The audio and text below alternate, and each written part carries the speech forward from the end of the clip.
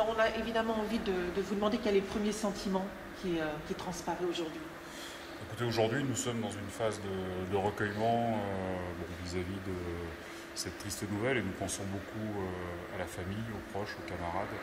Et donc c'est un sentiment de compassion pour tous ceux qui ont été meurtris par ce décès.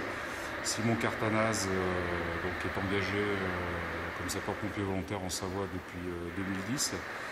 Il est aussi sous contrat militaire auprès de la brigade des sapeurs-pompiers de Paris depuis un peu plus de 5 ans et demi. Et donc à ce titre, il faisait bénéficier localement ses camarades de son expérience. C'est quelqu'un qui était très engagé dans son centre de secours en Savoie.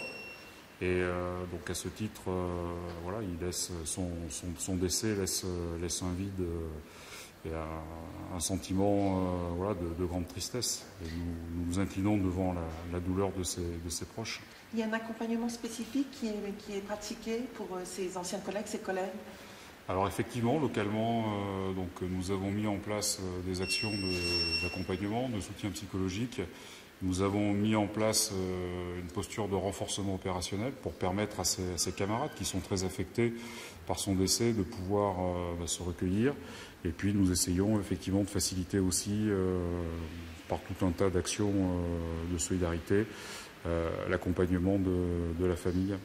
Donc beaucoup de tristesse, c'est le sentiment général actuellement. Bien sûr. Et donc, voilà, dans ces situations-là, nous nous retournons vers la dynamique du groupe.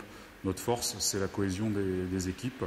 Et voilà, nous nous retournons vers cette force que nous puisons dans nos équipes pour épauler ceux qui traversent effectivement cette épreuve.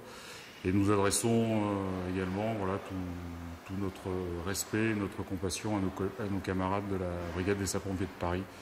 Nous mesurons voilà, la peine qui est la leur aujourd'hui. Merci.